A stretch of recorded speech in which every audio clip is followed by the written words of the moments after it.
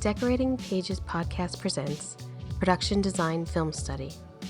This class examines Oscar-nominated films spanning a century of cinema.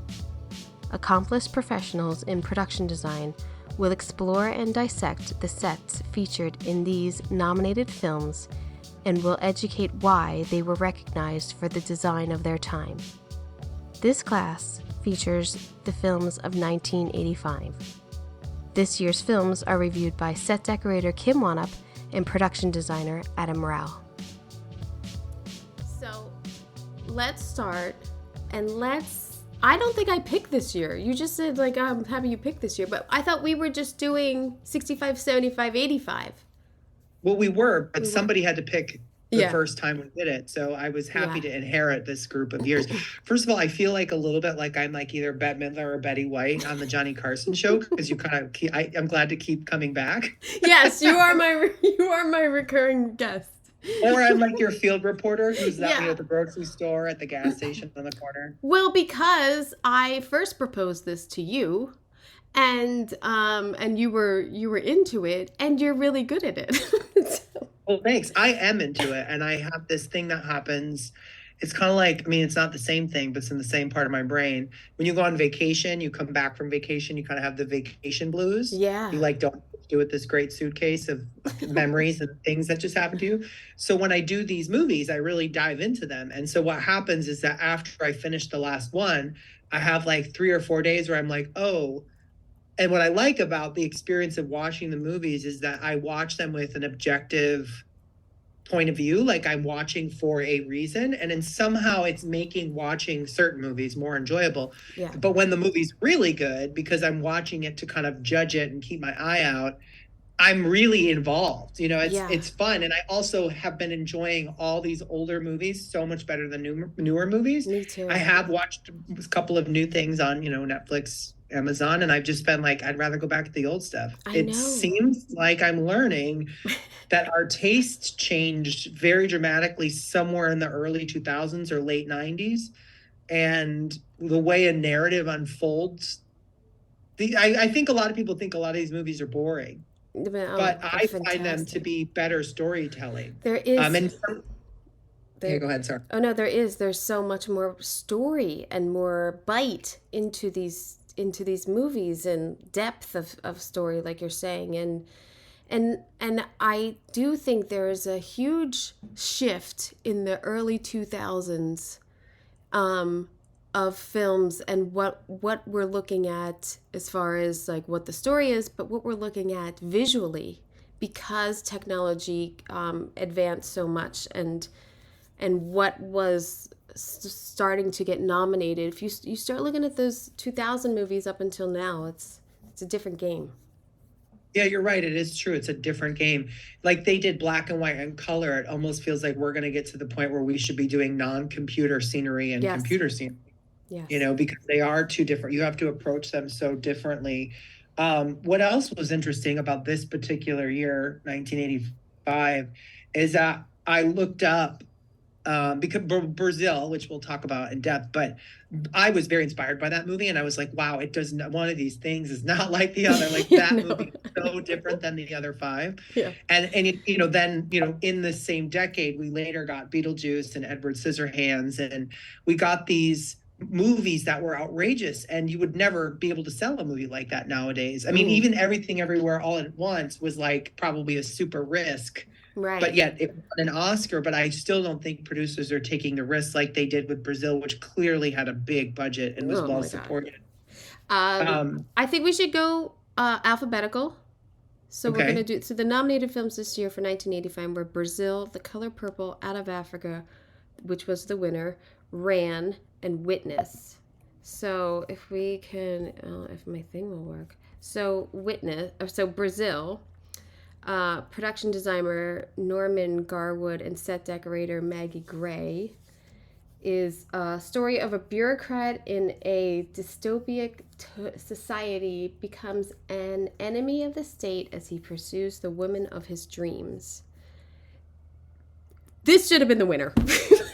100%, hands down. 100%. There's I want to no know the politics of there's why it didn't. Like, that's what I thought about. Why there didn't it win? there is no question that this design, and it happens in other years, the futuristic design or something else doesn't win. And it's mind-boggling. 1980, Tess won over Empire Strikes Back. No. I don't know who was voting. Wow, that's interesting. No, see, that's great. And I know you trained me to do this. Did you look up what other movies were made this year? Yes. So Wasn't it this year was incredible. well, Back to the Future, Legend, Return to Oz, Young Sherlock Holmes. I mean, those were the ones that kind of stuck out for me. I mean, the Prince's Honor and Kiss of the Spider Woman, Cocoon, all a Jagged Edge, all these other Trip to Bountiful. That's a beautiful movie. Sweet Dreams, period. Goonies. Yeah, Goonies. Michael Riva also did. I'll save talking about that for Color Purple. Yeah, I mean, and Chorus Line. I actually thought that I think is Patrizia Van Brandenstein. I think that was her first movie, maybe, or early movie. Oh, I don't know. I mean, it stood out for me because it was so not designed, but it was designed so well. It didn't, it looked natural. Yeah. Anyway, the reason why I bring that up is because you're good at always talking about that. This movie should have been an easy vote.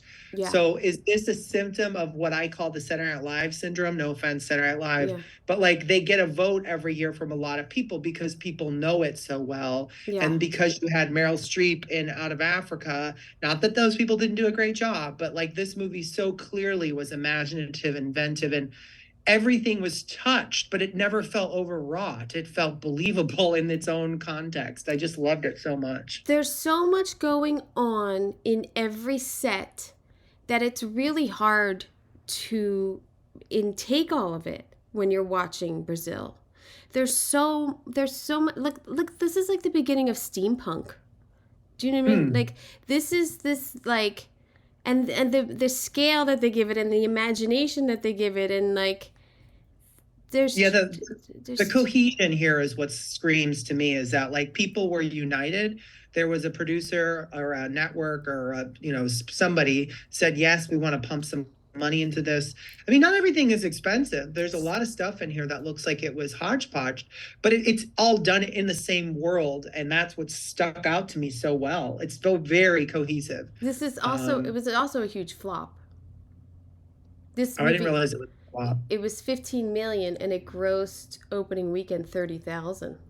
The gross worldwide to date is $9.9 million. Wow. So there's something. I did read that it was heavily edited by, I think, Universal. Like they wanted a happy ending. It does not have a happy ending. Yeah. And the critics loved it or whatever. I don't know the whole story, but I can tell you that creatively it's well done. It plays with scale, it plays with form, it plays with color. Like it does all the things that are a wet dream in design. And like, look at that location that they found on the top. Like they really went for it and they didn't hold back. And I was proud of them at the end of the day for it. It feels like this movie then gives us other things like Dick Tracy and Blade Runner. Yeah. I think Blade Runner happened after this. Blade Runner was before this, right? Blade Runner was 1980, I think, ish. Oh, okay. Well, or yeah, I guess 81 or something. I guess what I'm saying in that is that the scale of things was being toyed with in this era, much like the Lawrence of Arabia times. I mean, certain movies play with scale and some don't, and this one was. And you need movies to show that scale matters every once in a while for people to be like, oh yeah, we need this sweeping view. Yeah, this scene here was one of my favorites. This is so great. I mean, how do you get everything you need inside like a 6x6 room ish, and still have a camera and still have a scene and still have it lit and still enforce all of the like design elements that you have through the movie into like this tiny room, and the scene it's really great. Yeah, these types of scenes. And there's a what was that fake cop show with oh my gosh, it was a cop show that was on that was like Naked Gun, that was on TNT, I think. Who was Amy Poehler's sidekick in Park and Recreation? Adam Scott. Oh no. Oh no. Yeah. Yeah. Yeah, the chick. Yeah, that actress played in this cop show. There's a scene like that. Oh my God, I gotta look it up. Hang on a second. Can't believe I can't remember. What is the cop show? Well, Quincy we gotta Jones' look daughter, Rashida Jones. at And it's called like something detective or something. Amy begins with an A. I don't know. But also, I mean, this film is so much bigger design-wise than any of these other films. Like Oh yeah, there's you're just right. Well, I'll hold on a second. I would yeah. say that I agree with you in design, but I would say that what Africa did to Out of Africa and its sweeping views and its gorgeous everything, because Africa wins the Oscar for that. This did this with 100% scenery, and that's what was so incredible is that scenery was the vista, and they found great locations to kind of support Yeah. it. It's all Um, London. It's that was all England. It's all in England. London, Croydon, Buckinghamshire, Holland Park, Mintmore, Addison Road, Holland Park. It's all the location work is in England. Okay, and like even that, like you had that model shot where Yeah. it starts as a model and then goes back, like that to me was such clever Yeah. everything. Like it's just, I don't know. They never Angie Tribeca. Thank you. It Angie took a while. Tribeca. Sorry. Andrew Tribeca has a scene like that, and the reason why I bring it up is because it's a tiny apartment, and when you do tiny or you do messy, you have to get your AD and your second AD and your DP and your lighting team all on board, because if people aren't on board, all of a sudden your set has to get so much bigger to accommodate it. And so what I loved about that tiny office is they actually used it quite a bit. It wasn't like a throwaway sight gag. Like there was some fighting between the desks, and again, this is the perfect example of showing scale in a movie. You have this tiny thing, and then you have the last big grand finale set, which is that huge whatever that room was that was circular. This designer and this team were totally on board with scale, and that takes a lot of, I think, political power from a director or director of photography. Even look at even the detail that there's a barcode on the desk, like, or a serial number. It's such a great theme of like man against machine or man against technology throughout the whole thing, and they never forgot it. They plugged into this concept and they went the whole way. And all of the graphics throughout the offices, and that's all like fantastic too. And neon, there is neon that happens quite a bit. Glass block happens a lot. Like this person, I don't know who, I mean the designer or who, like they were using objects in a way an orchestra conductor uses them, because they come in and out. You kind of see them, and you get these themes. You obviously have the ducting that's happening. You can see ducting and neon in this shot, and this is a dream sequence. Kind of almost get, for any of those of you who like Dark Crystal, the Skeksis are in this. There's kind of like these like Muppet creatures in this scene here. Well, this designer also was with Terry Gilliam on Time Bandits. And he also did The Princess Bride, Glory, Hook, Lost in Space, and Rollerball in 2002. It's funny because none of those movies connect to this, which is even more exciting for this designer, because like they did one thing and then Hook is so different. Hook is wildly imaginative too, but it's so different than what this is. Yeah, it's more fanciful. This is There's some great, this scene was, sorry, go ahead. It's fantastic, because there's always, like, you already have this room and then you throw a holiday on top of it. And it's like it's like, it's not greatly decorated or anything. It's like they threw the elements that you think of in there, like this weirdo tree back there that's like out of control. The garland's like everywhere.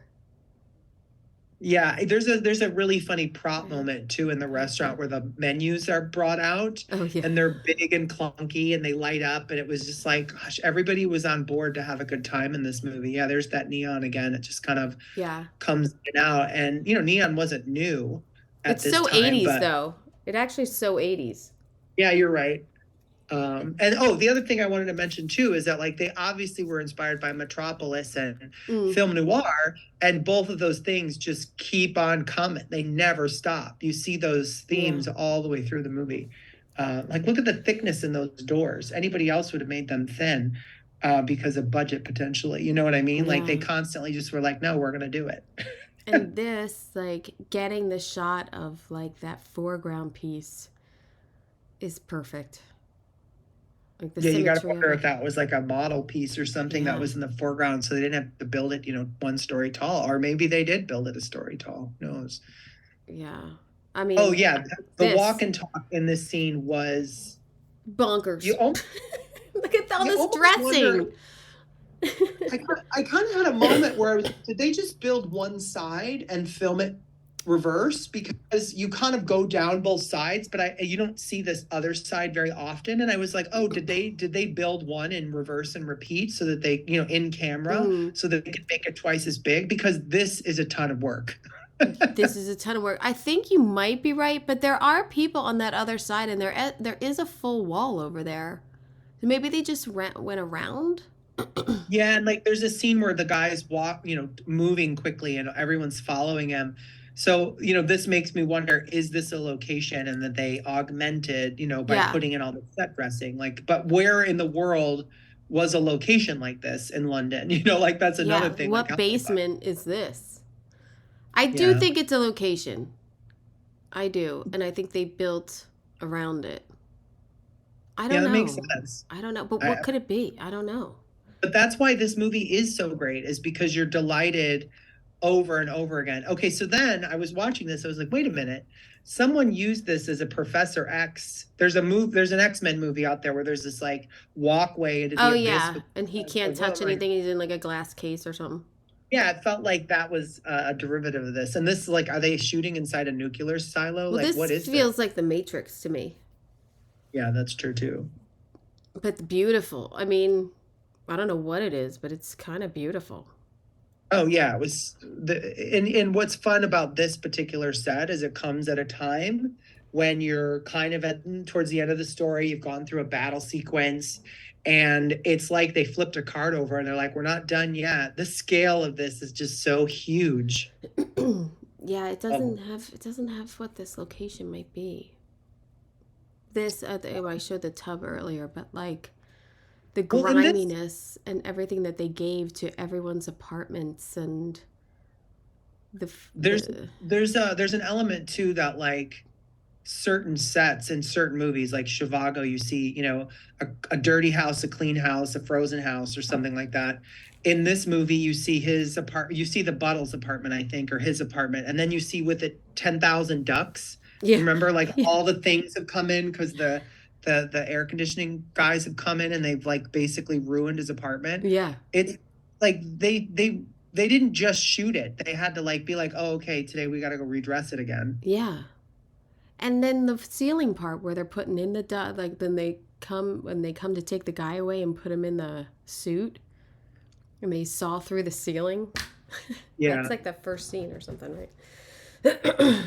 I don't know. I just don't this is a fantastically, because you're also, look at how many different eras they're throwing in to the film, kind of showing like, look, we didn't tear down old buildings, but we retrofitted everything with our ducts and our, Yeah, no, it's a good lesson too to be like, look, see that Egyptian column with those crazy palms coming out of it? Yeah. I didn't notice that in the movie. But what's cool about you isolating it is that, like, okay, you and I are in a spitball session working on a show, and you found this column and you're like, hey, what do you think? I might be like, nah, it's not right. But at the same time, in this movie, it is right. Like, you kind of have to have these kind of wacky moments of Yeah. set dressing to prove that, like, it can work. And like, somebody shoved those flowers up in that Yeah. little niche there. Like, God bless them. Yeah.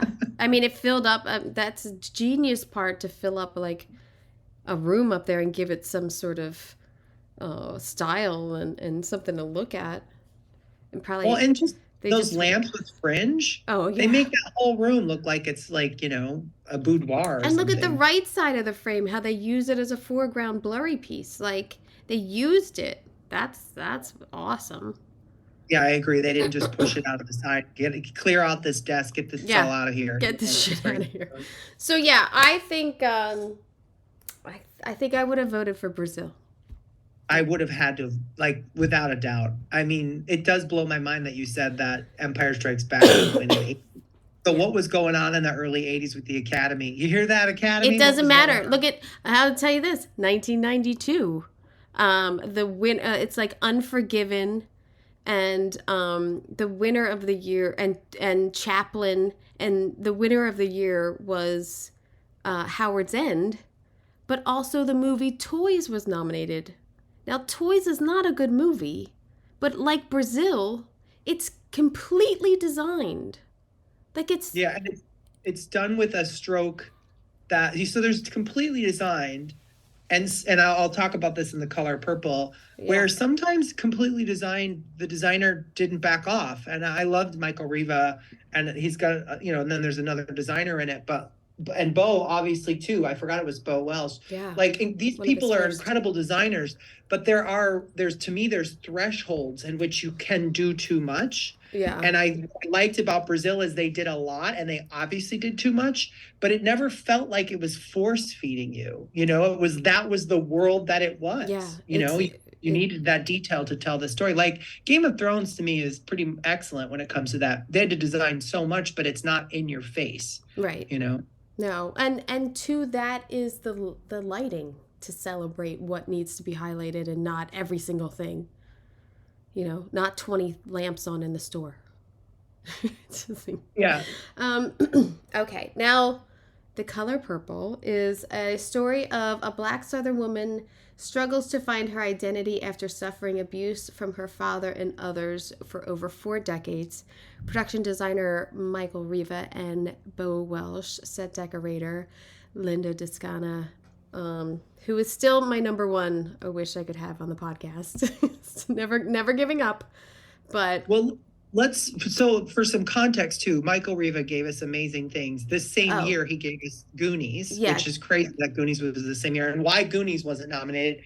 Because I just don't think people take sci-fi children's in the same grain of, they just don't. No. I don't know how anyone could say that Witness was better designed than Goonies at the end of the day. No, I don't. And then Bo Welsh, didn't he do Beetlejuice or wait, I just want to give a shout. I mean, the Michael Riva, who, I mean, is still kicking. I mean, no, he passed away. Oh, he did. Oh, no. No. Bo Welsh. Bo Welsh is still kicking. But, yeah, Bo Welsh did the last time they just moved it in season 1. Michael Riva, like A Few Good Men, Congo, Hard Rain, Lethal Weapon 4, Charlie's Angels, Zathura, I'm saying that wrong, Iron Man 2, The Amazing Spider-Man. His career spanned from 76 to 2012. I mean, he had a beautiful run of films that were very inspiring to me. And then Bo Welsh gave us a lot of things we love today. Like, talk about an incredible designer. I mean, Beetlejuice 2 he's doing, right? Oh, I don't know what he's doing now, but I just look at, Beetlejuice, Ghostbusters 2, Edward Scissorhands, it didn't come up. Batman Returns, The Birdcage. I mean, just those two alone are two opposite ends of the design spectrum. Men in Black, Wild West. We're still using Bo Welsh's train. The train from Wild Wild West is the train in The Good Place. I mean, right. What better design signature do you need when your train ends up on several shows? Yeah, and then for me, like Linda, the impact that she and inspiration that she has given me, not only like Blade Runner, Fatso, which I always want to bring up. I love Fatso. Blade Runner, Goonies, Color Purple, Falcon and the Snowman, Back to School, Harry and the Hendersons, Scrooged, Rain Man, Back to the Future 2, Avalon, Defending Your Life, one of my favorites. She did Toys, Wolf, Father of the Bride 2, I mean, Patch Adams, tons. No, I don't know Wolf. The Rocketeer as well, which was a favorite. So these people, a round of applause for their incredible careers. Also, this is Steven Spielberg's first, I think, not major. I mean, this was a successful movie, but this wasn't Jaws or Jurassic Park or, Well, yeah, E.T. because This was a break. I think it's also important to point out that this novel and Out of Africa, also a novel, they both are sweeping stories that take place over many years, many locations, and they kind of suffer a bit because the movies have to collage so much information. And I did like this movie. I saw it, back a long time ago, and so this was a rewatch for me. And so this is what I was kind of saying about the difference between design and not design, like being too heavy-handed. I actually think that they did a beautiful job, but it's too beautiful. I had a hard time believing that this was replicating reality like it felt like it was from an acting style. I mean, Whoopi Goldberg is incredible, and Oprah Winfrey, Danny Glover, they're all acting, without a doubt. But, you have this scene and she's Mary Poppins. By the end of the day, you kind of are led to believe in the movie. And this isn't set dressing related or production design. I think this is a director who wanted things to be a little bit more imaginary. And maybe that made it more palpable because the story is very heavy and hard to swallow. And it did make it accessible. And a lot of people went to see this movie. But like, even look at the windows, you can't see outside. She's like literally in a prison cell. And I get what they're saying. And then you come, look at the transition in Mary Poppins style. It's Cinderella's dress almost. This was all shot in North Carolina and then at Universal Stage 37. It had a budget of $15 million and to date has made $98 million. It is one of my favorite movies. I can't even count how many times I've watched it. I know every word to all the songs. I think about it all the time for some reason, even more so now, having kids and thinking that her kids were taken away. I think about it. I love this movie, and I feel like the inspiration that I got from this movie is that it's this house. It's this house that is the other character of, as you said, like it's her prison, but she makes it a home. And how you grow with your home and the kids get bigger. And it also showed like, not, the South that we kind of, pigeonhole into what it was too, of like slavery and all this too. It's in a time where this is a different generation that I don't think there's a lot of film history about. And I feel like this is such a great example of this time in history in the South. It does paint it idyllic.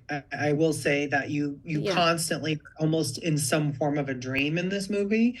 Like if you look at this is the perfect example. Look at how tall that window is and look at the godlight that's coming down when she gets letters from Nettie. Yeah. And like this is so hyper theatrical, and this is where Steven Spielberg, to me, like, stretches his wings out, and he's like, look, I'm telling a story, I'm not replicating reality always, and I enjoy that. But if you're looking for a textbook, if you're going into this movie like watching Lincoln, that's a representation of history. This is a storytelling. Like even the bed is cockeyed. They didn't shove it in the corner. You get wrapped in the romance of all of it. The top of the stairs that this room is connected to is massive. I don't think you have a picture of it, but you could have a whole nother room at the top. Oh yeah, when she's the tray, when she comes in with the tray to give her, it is a very weird. But I think that like when we were looking at houses 2 years ago, like hallways sometimes are really wide and weird, and I don't know why. No, I'm sure it's believable, but like there's this sense of like romance to it all that comes through, and the design is supporting all that. A perfect example, and I don't think you have a picture of it, but the very first time I think you see Harpo fixing his house, he's got like there's holes in the roof and there's all these multicolored pieces of tin, and he ends up falling through the roof. Like that's a cartoon for a second, and then Harpo falls through the roof twice after that. So like there's this almost like slapstick moment that's constantly kind of going, hey, we're having fun here, even though this movie has some heavy topics going on. I think too, as a period piece and looking at textures and curtains and like And I always love when films use mirrors, and seeing reaction shots or seeing something you're not supposed to see or sneaking a peek at something through a mirror is always fantastic. Yeah, it was a good reminder to me to kind of keep saying the same thing I'm saying, is to step back and not treat things as historically accurate, Yeah. as treat them as a storytelling.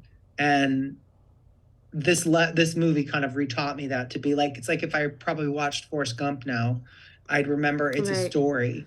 It's not giving us a window into an actual textbook. Danny Glover's performance was amazing. He's I really fantastic. I really liked him, and I kind of was like, where did he go? Like, after, he had this, and he's also in Witness. Yeah, well, Lethal The Weapon. last thing I remember him is in, what was the Mel Brooks movie where they were cops together? Well, Lethal Weapon, I don't Yeah, know. Lethal Weapon. But it's just kind of like, did he Yeah, I fade, don't or know. am I just not seeing him? Was Well, he listen, in he's that? in Lethal Weapon and he's saying, I'm too old for this shit. He's like 40 years old. Yeah, that's It's right. ridiculous. Yeah, I put this still up because I love that in the home, and you could see in the dining room scene too, like the wallpaper and the drapery, like they had, oh, there's the hallway.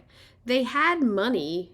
Like there is that it always look sort at of, the size of that. Look at I know. you could park your car at the top of that There's staircase. no, I would hate that. As a decorator, I'd be like, what am I putting here?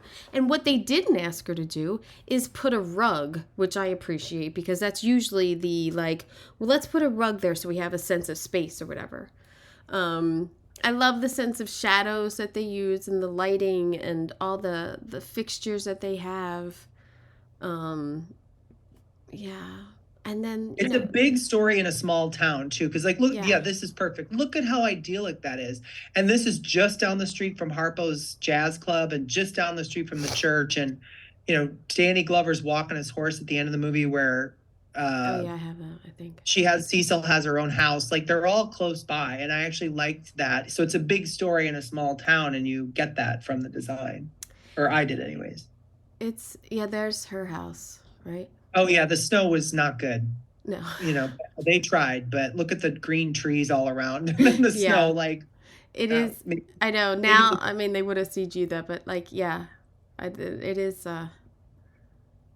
Even there, look at the trees. Yeah, the magnolia leaves right in her face. Yeah, I wish they would have. I also was like, does it snow in this part of the country? Like, that's what I could kept thinking never. of. This is what I have this still up because I could never understand that that's the front of the house, but that's the back of the house. I could never understand the relationship, like when they come up the drive in the car or they're leaving it, like that this is the front of the house. Never made sense to me.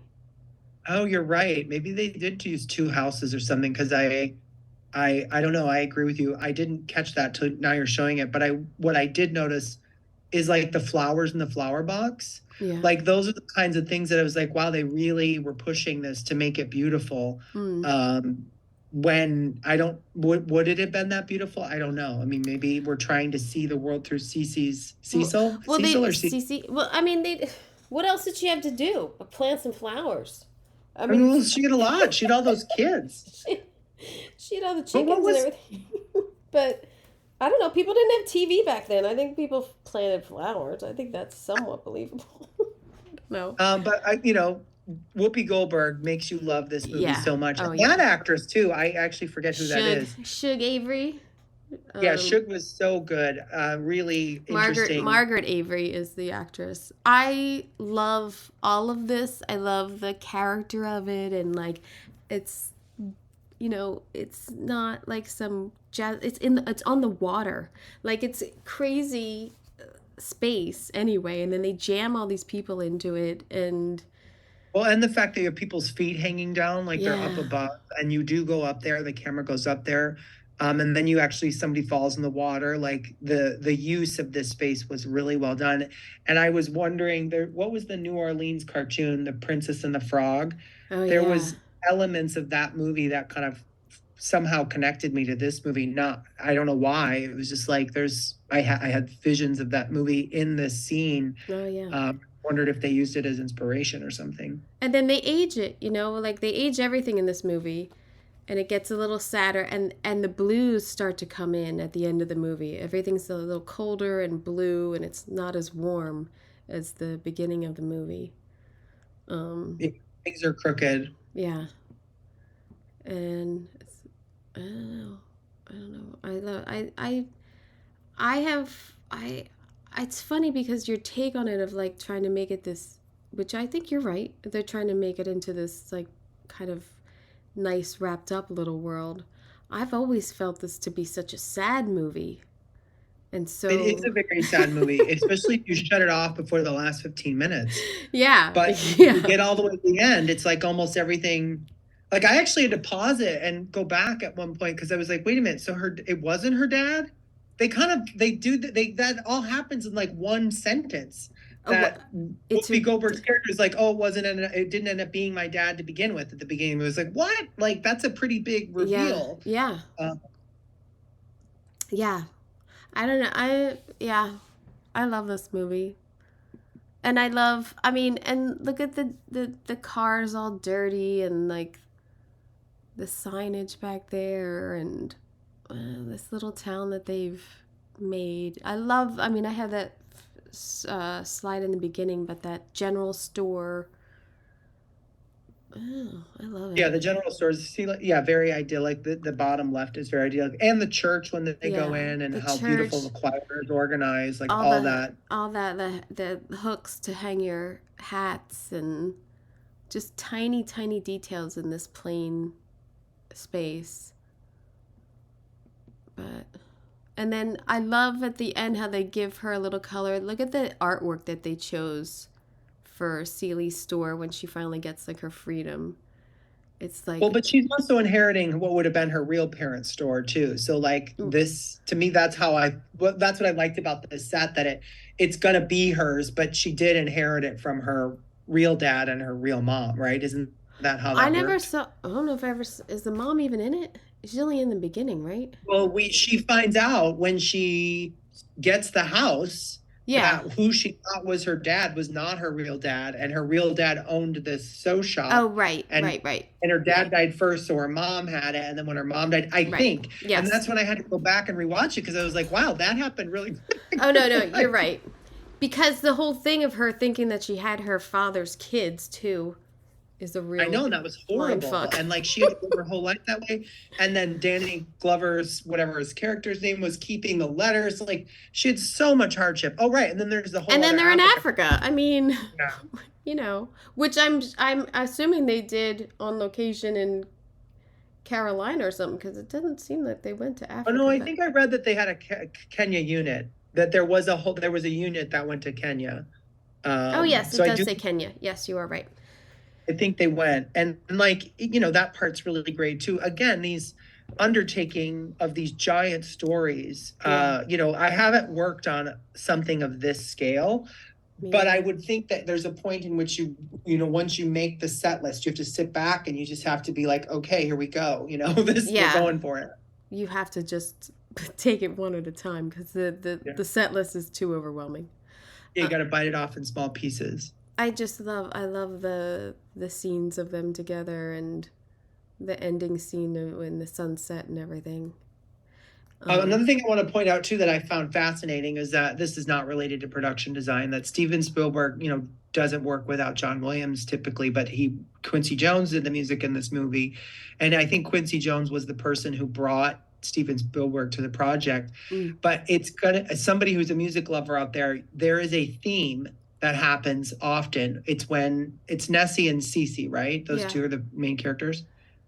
Whenever they get together, specifically when Cece gets the letters and finds them, that is very, very close to the John Williams theme from Jurassic Park.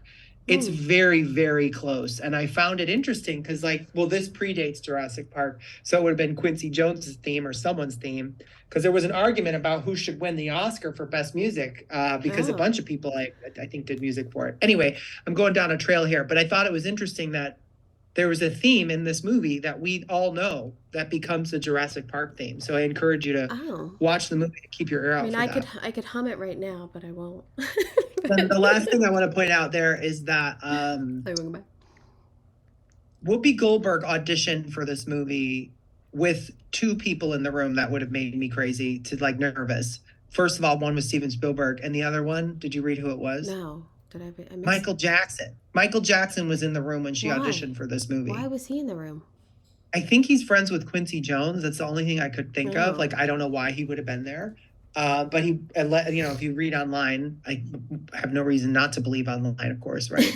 Everything online is real. But I was like, wow, that would make me so... MJ and Spielberg in the room, and you're like a no-name actor. That He was a stand-up comedian, yeah. All of that's great. Anyway, she deserved all the winning she did. So great job, everybody. I am super bummed that they have remade this movie. That's the last thing I could...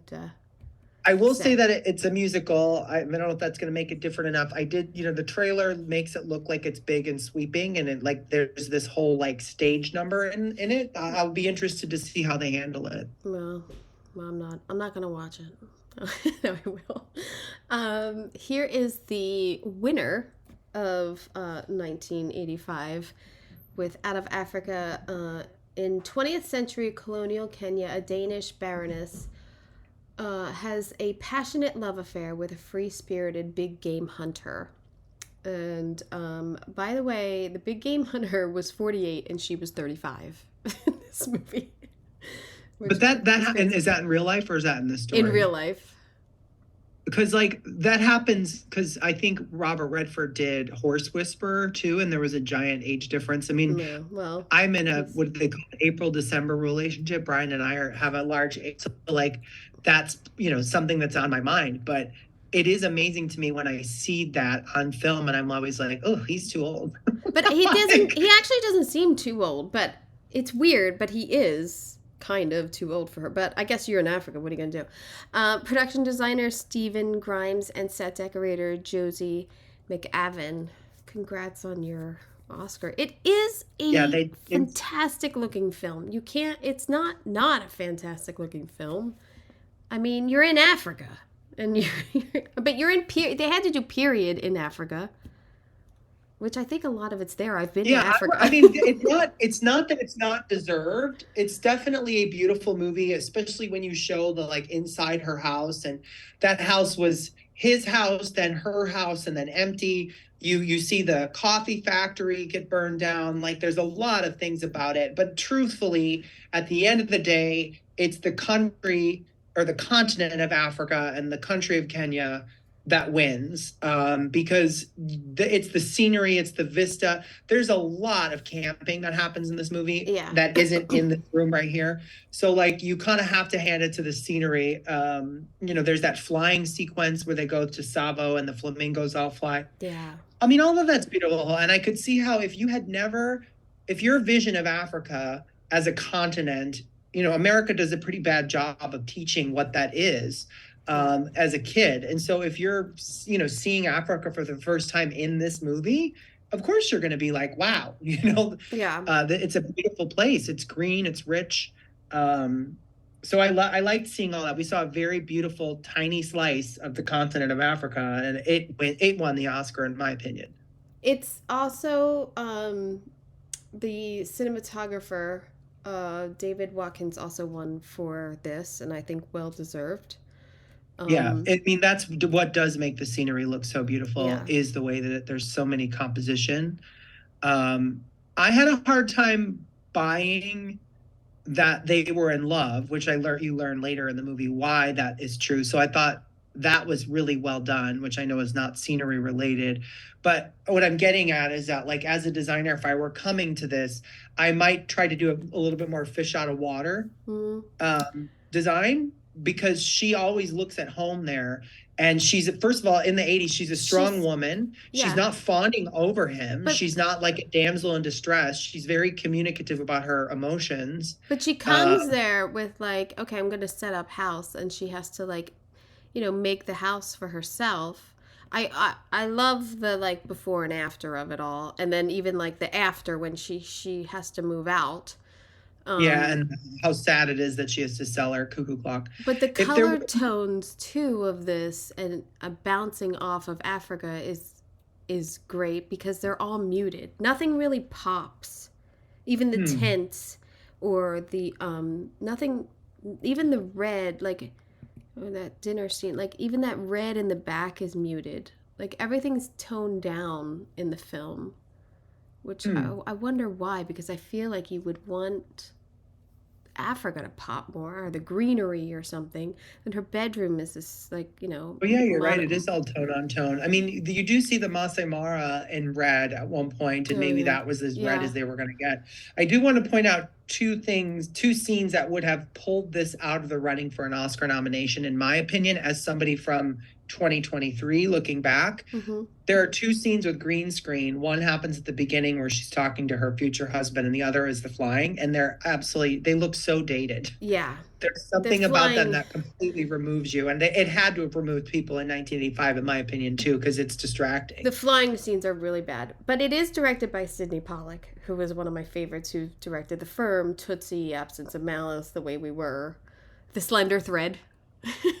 Yeah, The Slender Thread is great. I love that. So I do love his work. I do love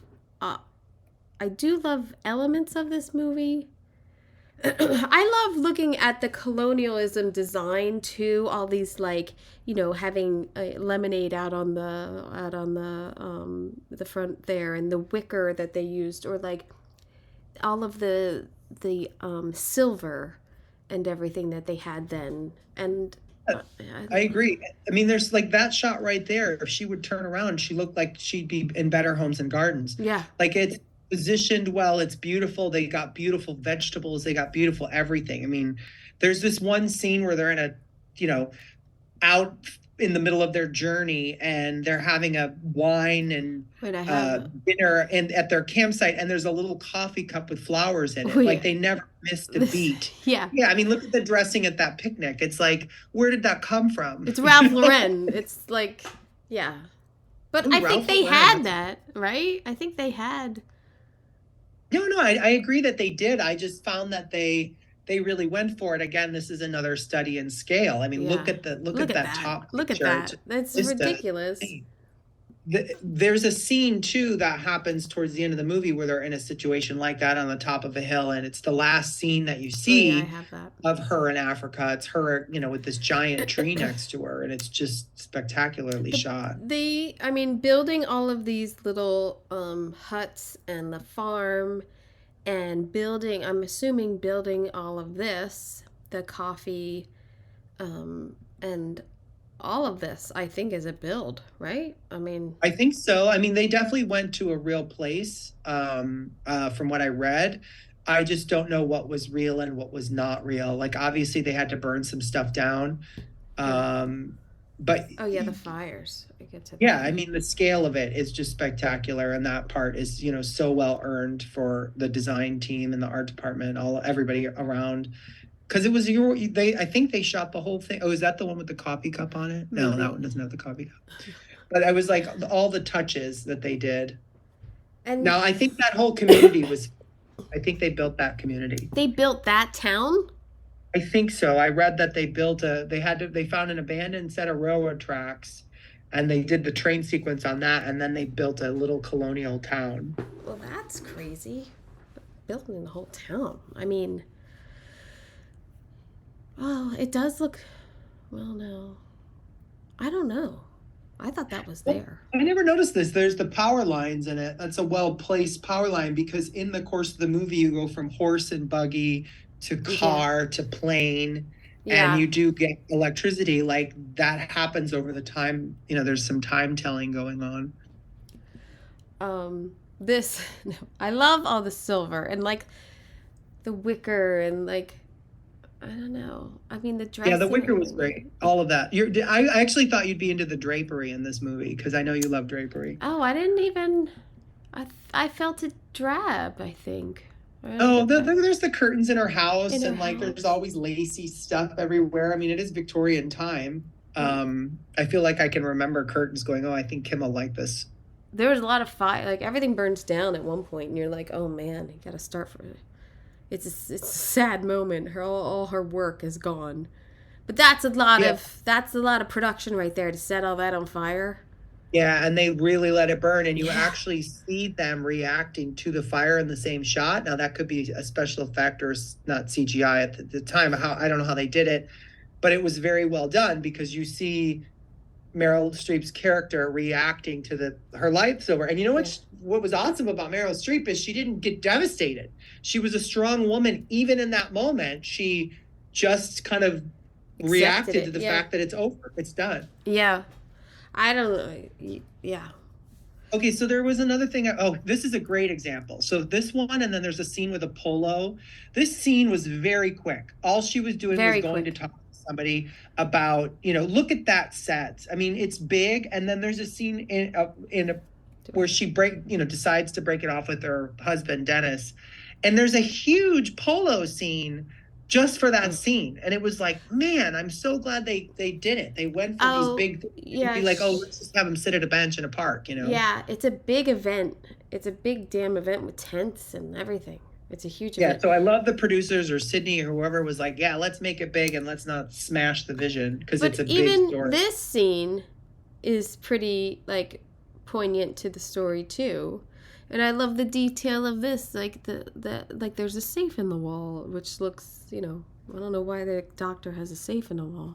Is it a doctor? Oh, I thought no, I think this is the banker when the he's banker. like, oh, it is the banker. we're gonna give you one more shot, and she's Right. like, I'll take it, or kind of thing. And I don't know. Bars on the windows and 3 oddly placed trophies in the back. Yeah. But there's a lot of trophies. I don't know what the deal is. Like when I have been lucky enough to go to Africa, and there is like all of a sudden in the hotel room there's just a case of trophies. Like they're really into trophies over there or something.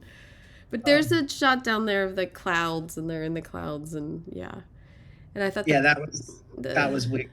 Party scene, and they had a lot of extras in this film. They sure did. And also hats off to the hats in this movie. There's like no end to hats, and the hats are all great. And here's like one of the final scenes. And it's expansive, it's beautiful, and it's there was beautiful. one moment that I was pulled out of the movie, and I only bring it up because I like point of view. Like point of view is very enjoyable to me. Like, how am I seeing the story? And in this movie, Out of Africa, all about her. And there was one scene, I think only one scene in the whole movie where you aren't with her. And it's when Robert Redford's character goes to visit, I guess it's Dennis's brother, whoever's dying of Blackwater fever. And it's the only time we're not with her. And I don't know why. I just am bringing it up to be like, why did that get in there? There was another scene where the dam is broken and she just says, let the water go through. Like those two scenes actually have nothing to do with the plot. And I mean, it's already a long movie. I just wonder if they were like paying some homage to the novel or something. Like, why did those two things happen? Well, I wonder too, to try to get more scenes for Redford to be nominated, maybe. Oh, that's true. Yeah, because he had to deal nominated. He wasn't even nominated. Never mind.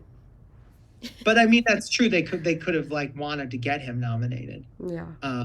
And then the last thing we have got to talk about, what were your feelings about her accent? It's awful.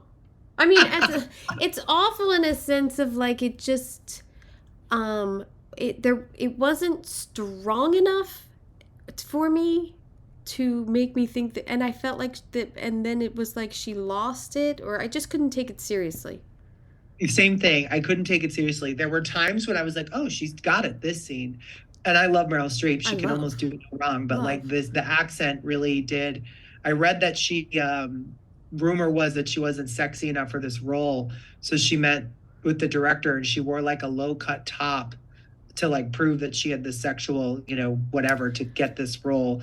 But I was like, man, they should have looked at somebody who could speak German. Well, I certainly don't think they made her sexy with the hair and the, I mean, she looks pretty sexy when Robert Redford washes her hair. The washing of the hair scene is like, but that's silly too. That was like, okay, so what are we doing? Uncomfortable. And all I kept thinking was, what a beautiful location to scout and like be okay, this is where we're gonna do the hair washing scene, and how like kind of humiliating it must have been for Meryl Streep. How many takes did you have to do where Robert Redford is washing your hair? Like I get taken out of it of like, ooh, that must have been uncomfortable to shoot, or like, ooh, why do we have to have this scene? Like, he loves her so much he's washing her hair. I mean, I get it, but it'd be sexier in a tub back at the house. Yeah, no, you're right. I don't disagree with all those things because the way that Meryl played that scene was like, oh, this is the most amazing thing. She already loved him anyway. We knew that from Yeah. the like second scene. Yeah. So anyway, great job. But I will Yeah. say, it's not the best. It didn't win the Oscar for me, but it's a beautiful movie. Yes. I didn't get my vote. Now here we go. Ran, which is a medieval Japan. An elderly warlord, an elderly warlord retires, handing over his empire to his 3 sons. However, he vastly underestimates how the newfound power will corrupt them and cause them to turn on each other and him. Production designer Yoshiramo Maruke and Shinobu Maruke. I would be curious to know if they were related. I mean, maybe that's my not knowing. I thought it was father and son. I have already watched in 1980 their picture Kagemusha I watched, and I have to say I think they used some of the same locations. Oh, they did? Okay. I don't know. I think it all sort of ran together. Like, once I started watching this, I was like, oh, this is okay. It is the same. It's the same. Well, interesting. I really loved this movie. I liked it because I liked seeing this world. First of all, that was my favorite part. It was very straightforward storytelling. It felt like ancient storytelling. Yeah. Not just in the story of the story or the direction, but in the scenery as well. And in a world of Game of Thrones and Lord of the Rings, like this, it didn't overdo itself. Again, it had an excessive quality, but there was somehow restraint. Like that bottom picture there, like it's a very simple structure. Right. Like our instinct now is to put stuff on stuff and gild things and potentially and hang torches from stuff, but I just really enjoyed the whole thing. I thought all of it was believable. The simplicity of Japanese architecture plays a huge part in all of the sets. And in the same with the previous film, the sets are basically the background mostly for the color of their wardrobe, I found. Yeah, I would agree with that. And so you have a lot of, like, you have the wood to the wood or the white or the stone, and it's really there. And I think it's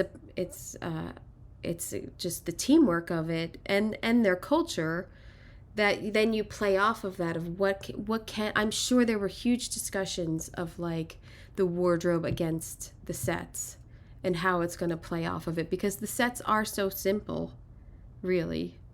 I mean, there's a world where that feels like it's almost illustrated like a storybook or a fable.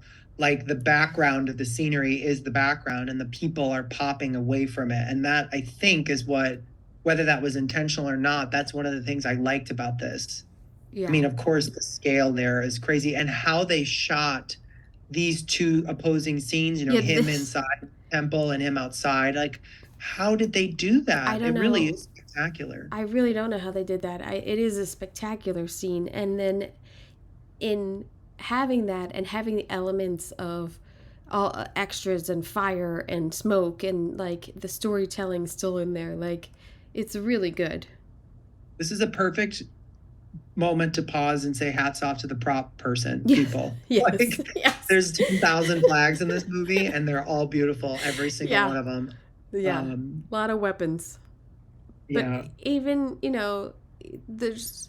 I think it is just the culture of it where the sets take a step back but are impressive.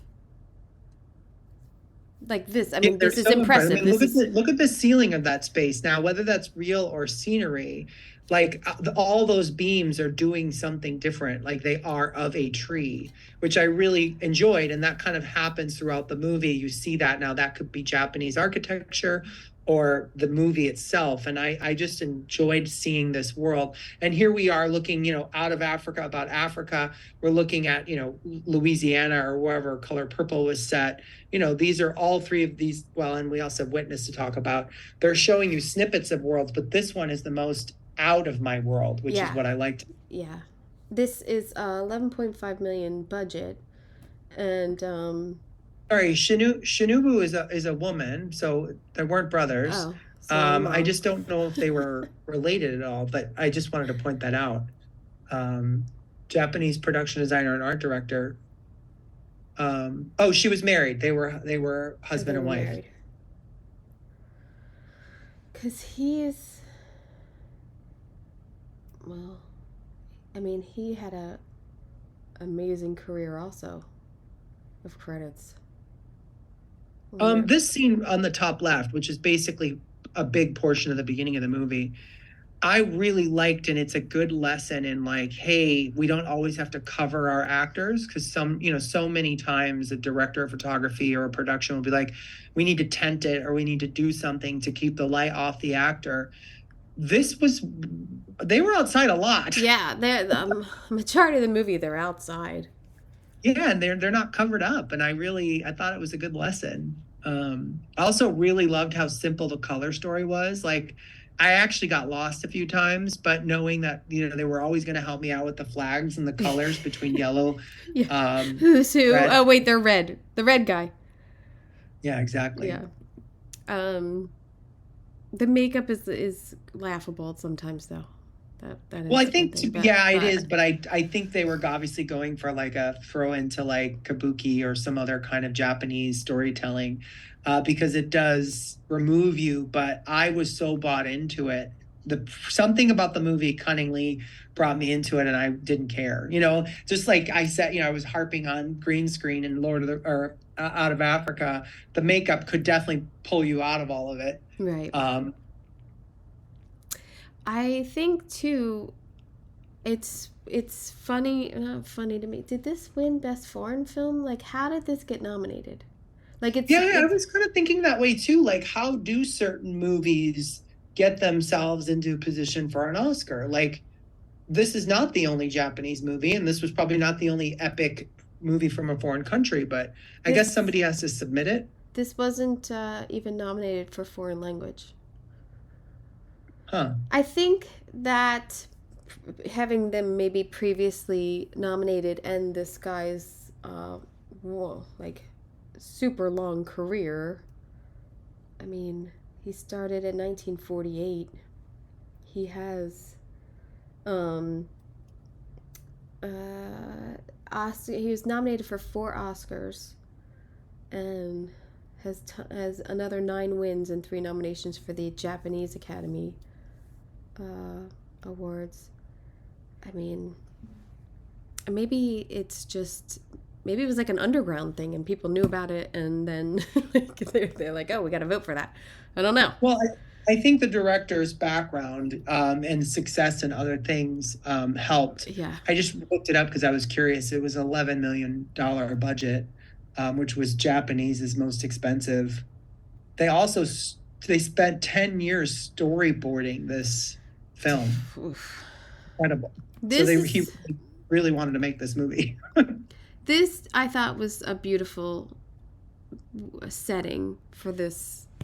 Like, it's dark. It's finally dark, and they're light, which contrasted kind of a lot of the movie. And I agree. I actually really liked her a lot, the sister-in-law. Yeah, she was really good. So I could see why this would be a contender, but I don't know. Yeah, I definitely see why it was a contender given what it was, but I go back to, and I know I sound like I'm a Goonies fan because I am. Or I go back to why that movie wouldn't be in the same realm. And it goes like I get caught up in that because I look at, some of the other things that were nominated or that were made that year. Um, Cocoon, I can see why not, but Legend. Legend was incredible. Weird Science, like Yeah. these are movies that had really interesting design to them. Yeah, Legend, I think. And even like Young Sherlock Holmes, that was a really good period piece. Design wise. It's not a, I mean, Yeah, the story was it does go down to a movie's PR. We're going to see a lot of Barbie and a lot of Oppenheimer, not yeah. just because they're great movies, but because they are PR'd well. It's true. It's true, true, true. How much are they going to spend on their Oscar campaign? And I don't, but that wasn't really a thing then. That only came in really in the mid '90s and like the Weinsteins and everything. That wasn't it wasn't as big of a game as it was until like mid to late '90s, I Okay.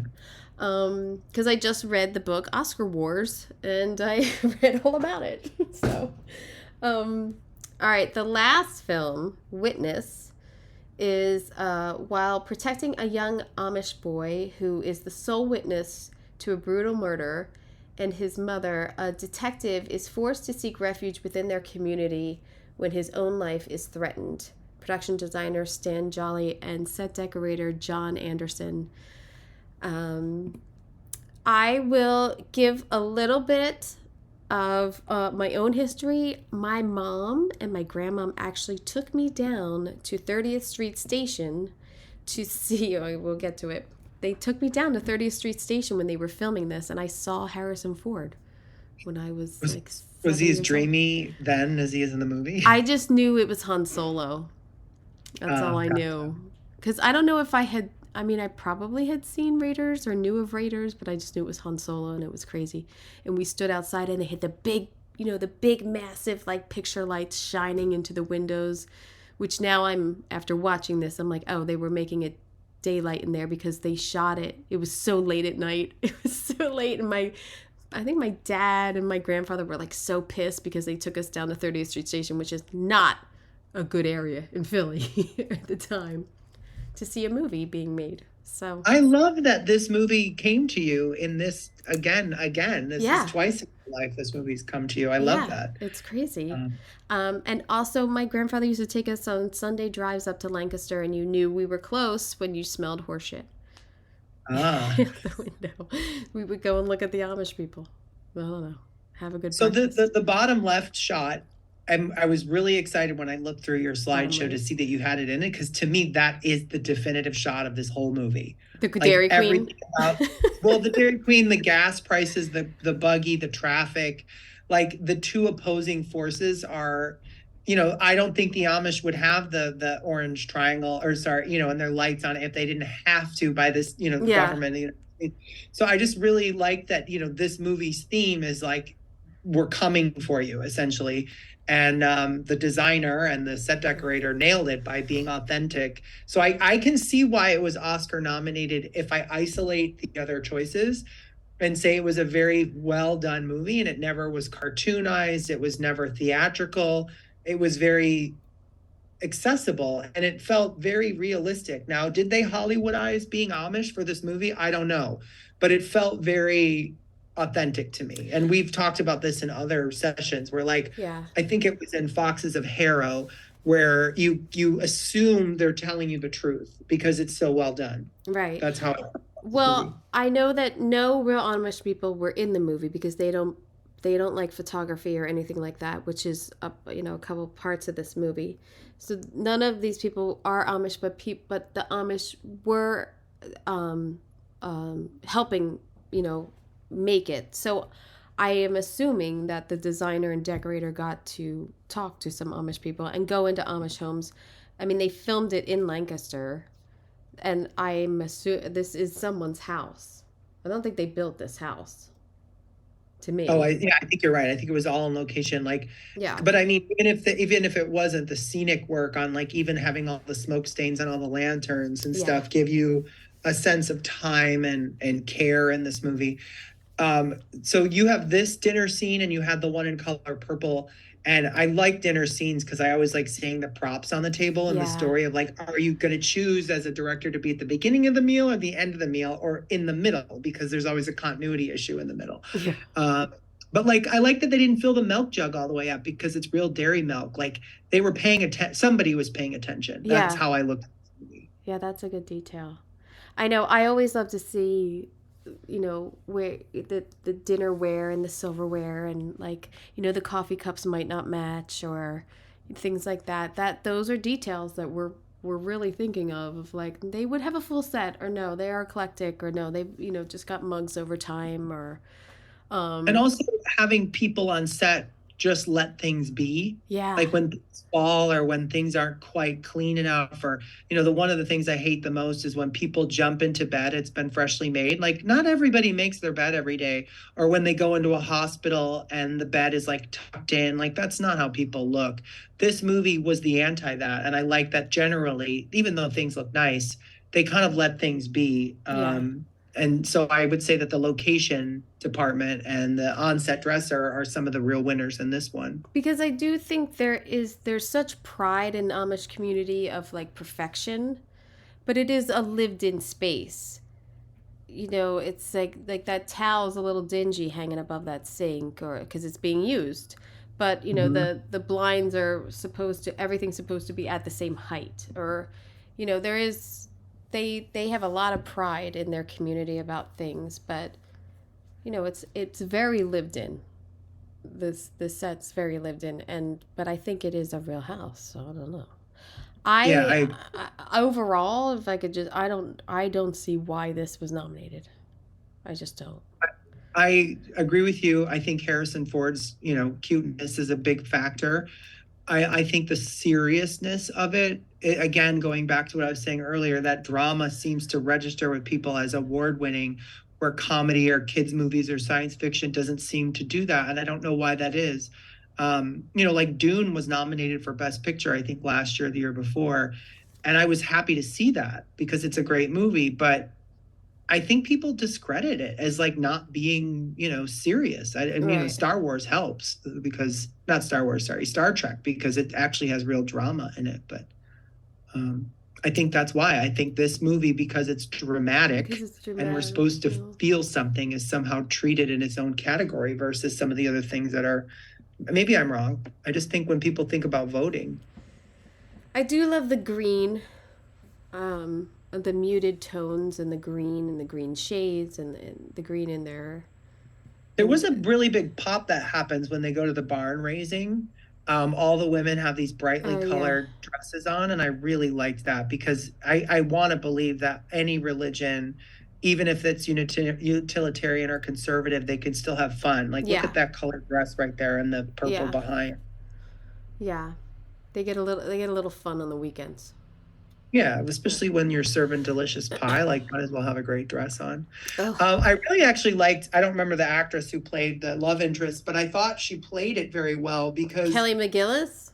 yeah, she played it so restrained and careful and measured. And I didn't like it always at the time because I felt like she was being too icy. But her performance led me to thinking about this movie a lot more after. I just think a Top Gun. Just It's think a Top Gun. funny, I didn't But think of Top Gun at all. I think she is good in this, and I love Lucas Haas. I think he's fantastic in this as a little boy. I think it's Yeah, and he and did. they said that when they something about shooting the director had said when shooting the shooting the murder scene, it was like the most like absurd murder scene he's ever shot, and when they slit the guy's throat, it is kind of terrifying. Like this little kid is like in the bathroom hiding from like these murderers. It is crazy. And then he drops his hat and he goes back to get his hat, which is an homage to Raiders of the Lost Ark, apparently. Oh, I didn't know that, but I will say, well, two things. One, I had never saw this movie before, so I didn't know if the kid was going to be safe or not. And I was like, oh my gosh, here goes another movie that Kim's going to have to watch things happen to a little kids, kid. kids dying. Why are terrible things always happening to little kids in movies? Can't come up I with other know. plots. And then you had mentioned earlier, like, so I wrote all my notes down as I watched the movies, and my last note here is it's not special. So if you're award winning and you're or Oscar nominated, I would be curious to know what made this movie so up above the rest, outside of cinematography and directing, because I do think the direction overall is good, with the exception of the fact that like the three villains turn into like the Three Stooges at the end of the movie. They're very careful cops who've got themselves into some really great situations, and then they're all like running around firing their guns off, and that part was stupid to me. Well, maybe for me, because I've seen it probably 3 times in my life. This might be the 4th, but I haven't seen it in a while. It doesn't seem special to me, this movie. Like, there's nothing, when someone says Witness, I say, oh, good movie. But there's nothing like, oh, the design of that movie. Wow. Like, it doesn't pop. This is a location. The Amish's, like, house is a location. Like, I don't know. I think Anne of Green Gables came out the same year, and I would say they're the same. Anne of Green Gables also did a great job doing what it's doing, you know? Yeah. It doesn't mean it's not nominated. I want to be clear on that. Like, right. If it does something really well, it can still be nominated. But given it's the other options out there, I'm not sure why this one did it so much better than others. So 8-year-old little me is outside those doors. I think that's so cool. Watching the scene. Well, there was an actual scene where Harrison Ford comes out of those doors, but it's not in the movie. Oh, okay. So that also was, maybe that, these things trigger you when you're little. Maybe that's what made me want to be, in the movies. But, it could be. You never know. Yeah. Mine came from seeing the musical, The Who's Tommy. That was really when I was like, wow, I want to be a part of that. See? This, I think, is a build. I think they built this. I think you're right, because of the way they had to like orchestrate and shoot the doors opening on the bathroom. I think, and plus it was, probably difficult to shoot in the real bathrooms. Yeah. I'm guessing. I loved her house. Her like row house is like so Philly. The vernacular of like the her house that we only see for like a minute. Look, it's a mess. Look at all the shit by their feet. Yeah, I love that. I really like that. But yeah. Well, and the fact that they did something so opposite of where they were headed. Yeah. This scene was so dumb to me. I'm like, who's going to let a little kid run around and talk to a prisoner, essentially, who's handcuffed? Yeah. Like, that was weird. Well, they had to get him over to the trophy case somehow. That's why. Yeah, but he could also have been sitting right across from it. Yeah. And then the upper crust of the policeman's home, I love the 70s leather. I think he's got like wartime caps back there. Like, are they like Nazi hat, like World War II hats or something? Oh, interesting. Yeah, I didn't even notice that. I did notice the butterfly, because I remember that being part of my childhood, seeing that in people's houses. Or brass wheat was popular. Oh, yeah. But like that image is a postcard image of a period in time that we no longer live in, and that's what I like about it. I like that there's like 2 coffee tables. I like a red, like, why do you have a red carpet? I don't know. I don't know if that was a location or not. I don't know. I don't know. It felt like it. Yeah. Because you see outside later. Yeah. You know that house when he calls them. Yeah, I think that was these are locations, I do believe. And then it is amazing watching them build a barn. Everybody's into it. But how many barns can you have? This doesn't happen every day. Right. He was lucky to be there when this was happening. It put him to work. And he was a carpenter anyway. Yeah, no, he was. Rumor has it he was discovered repairing the door jamb at Paramount Studio. Yeah, he was a carpenter. So yeah, I don't know. I mean, I think it's a good movie. I don't think of it for its design. That's all I would say. I wouldn't say it didn't inspire me, but the design itself got the job done, and maybe that's what. I think what the bottom line you and I are trying to say is, we wish Goonies was nominated. Or Cocoon, although I need to rewatch it. I haven't seen that in a long time. But that movie left a mark So I'm guessing it has something to offer. Like before I watched any of these movies, the only, for this, the only movie I had saw was The Color Purple. And I can remember it, and I can remember the design of it. I kind of had that house in my mind. And to me, those are merit badges of successful design. When you can look back on a movie you saw 20 or 30 years ago and you remember a thing about it that isn't an actor or a line or a love interest, it's like, oh yeah, I remember that house, Wait, I gotta pick up my jaw. You never saw Brazil? I hadn't seen Brazil, no. Wow. Well, I'm glad. No. I'm glad you got to see it for this. The Brazil is weird. Yeah, my two favorites out of this was Brazil and Ran. Actually, I got very hooked on Ran. I was telling everybody about it right after I saw it. I was like, wow, I was totally swept up in that movie.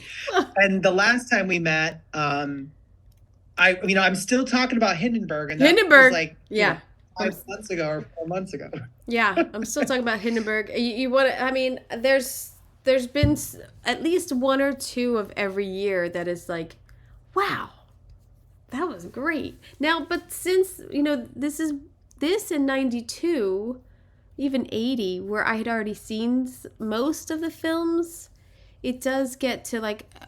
The rewatch, as we were saying, is much better because you're watching it on a design eye instead of like, oh yeah, I saw that movie, I don't need to see it again.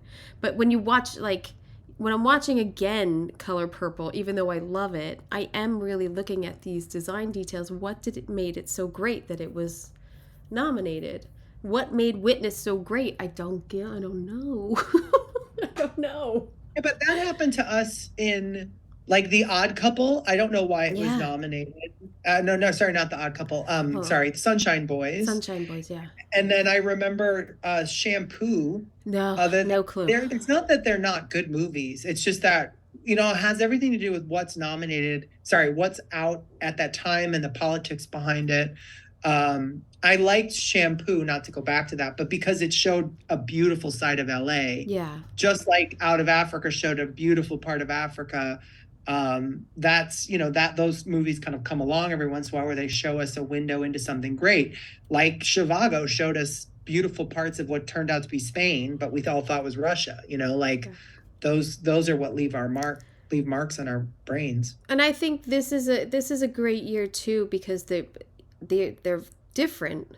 They're very different. Well, at least Brazil's very different. But when you look at Out of Africa, then you have a whole country as your location kind of working with you. And then, Color Purple, you're trying to capture this time and place. And Ran, I mean, that is like encapsulated in itself, maybe more so because I don't know the culture, makes it more interesting. And how is the design done for that? Mm-hmm. Well, Witness, you're looking into, the Amish people and everything. Maybe people were really fascinated back then. I don't know. Living Amish on TLC has really changed it. I don't know.